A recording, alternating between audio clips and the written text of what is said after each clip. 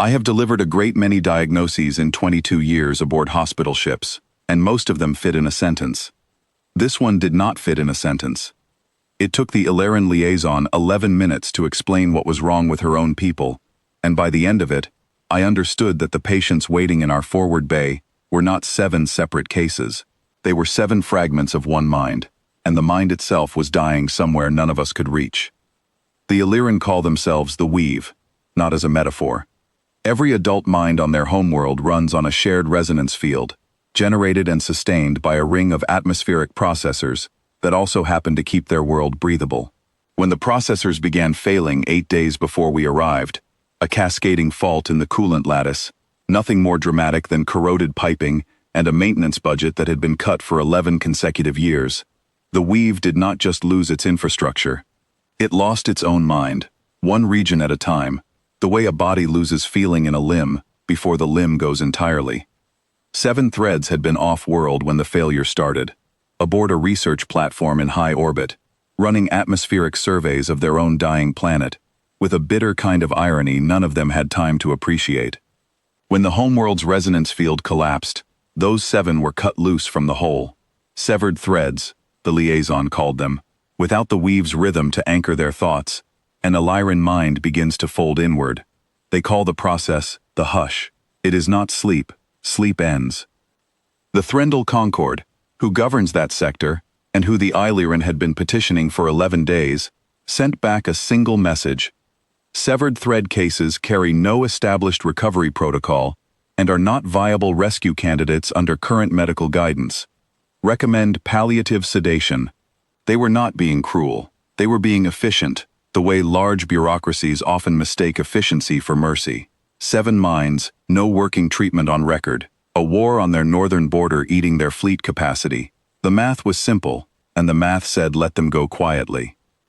We were 4 days out on an unrelated circuit, resupplying a colony that had asked for nothing more than replacement filtration cartridges, when our comms officer picked up the tail end of the Concorde's traffic. Captain Hale read it twice, looked at me, and said, "Doctor, can we do anything for them that they can't do for themselves?" I told her I didn't know. She said that wasn't a no, and changed our heading before I'd finished the sentence. We reached the research platform 31 hours later. Standard triage protocol for unresponsive patients with no established treatment is exactly what the Concorde had recommended. Sedate, stabilize baseline vitals, hold in stasis until either a treatment exists or it doesn't matter anymore. I could have run that protocol in my sleep. I nearly did. Instead, I sat down on the deck plating next to the first thread we brought aboard, a young Illyrian named Sovai, whose skin had gone the color of ash, and whose breathing had slowed to something you had to watch for a full minute to confirm was still happening. And I asked our platform's Illyrian liaison a question I had no medical justification for asking. What happens, physically, when the hush takes hold? Not spiritually, physically. What is actually failing? She told me the weave isn't only thought, it's rhythm, a shared cadence between minds that Illyrian physiology treats as load-bearing, the way a human body treats a heartbeat. Take the rhythm away entirely and the body starts shutting down systems it assumes it no longer needs. Take it away partially, replace it with something, anything, even something imperfect, and the shutdown slows, maybe stops. There is no protocol for something, anything. So we invented one that afternoon, sitting on the deck of a ship not built for it. We couldn't give Sophie a weave.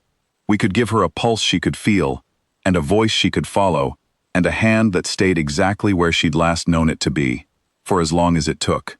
It wasn't a treatment. It was 7 people willing to sit still. I took the first watch myself, 6 hours, then 8, my hand against Sophie's wrist, where her own pulse kept trying to lose its rhythm, and catch mine instead. I talked to her about nothing that mattered. The filtration cartridges we'd been hauling, a bad joke one of the nurses kept telling badly, the weather back on a planet she'd never see. Because the liaison said the content didn't matter, only the steadiness of it. Around hour 7, her breathing found something closer to a pattern. Around hour 9, I fell asleep sitting up, and woke to find our chief engineer had taken my place without being asked. One broad hand wrapped around Sophie's, reading aloud from a maintenance manual because it was the only thing he had within reach. That was how it went for the next 6 days. Nobody wrote a duty roster. People simply came when the last person needed to sleep and stayed until the next one arrived. Captain Hale sat 2 full night shifts with a thread named Corovis despite having a ship to run.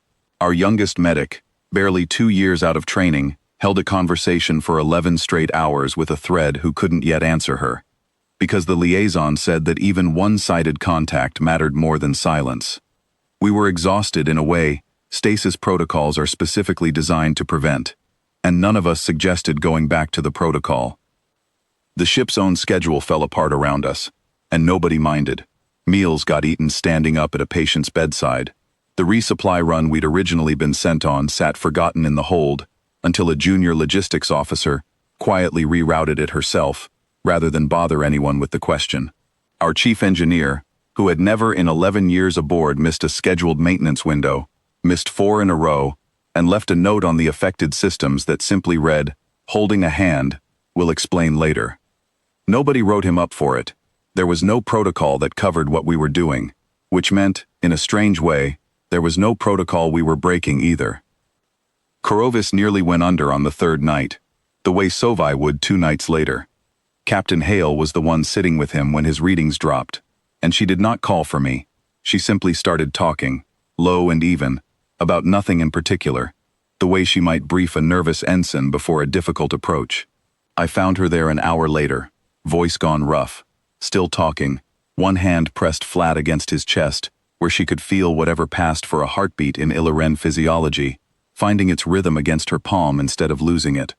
She looked up at me and said only, "Not yet, not on my watch," and went back to talking. He came through by dawn. She never mentioned it again, though I noticed she checked on him every day after that, as if she needed to see for herself that it had held. On the 4th night, Sovai's pulse dropped hard enough that the monitor woke half the deck. I was already there. I don't remember deciding to stay awake that long. I remember her wrist under my fingers going faint, and I remember refusing, in some place past reasoning, to let it finish going. I talked without stopping until my voice gave out, and then I hummed, badly, some tune I hadn't thought of in 20 years. And somewhere in the 4th hour of that, her pulse steadied against mine, instead of away from it. By morning, she opened her eyes for the first time since we'd carried her aboard, and the first thing she did, before anything else, was find my hand and hold on. All 7 came back, slowly, unevenly, but back. By the end of the 2nd week, the threads had begun doing something none of our references described, reaching toward each other in small ways, a hand on a shoulder, a rhythm hummed between 2 of them that hadn't existed before we'd shown them what steady contact could do. The liaison told me, quietly, that they were building something, not the weave they'd lost, something smaller, born of what we'd given them, that might someday be enough to stand on its own. We delivered them 11 days later, to a resettlement world with the Concorde's belated blessing, and considerably less credit than they deserved. I stood on the ramp and watched Sovai walk down into real daylight for the first time since her world went quiet, her hand still finding Corovis's without looking, the 2 of them already humming something between them that wasn't quite a song. She stopped halfway down, turned back, and pressed her palm flat against the hull, the way I'd pressed mine against her wrist for 6 days running, and held it there a moment before she let go and kept walking. That is the image I have kept, not the diagnosis, not the transfer paperwork, not the commendation the Concorde eventually sent us as an apology, dressed up as a formality.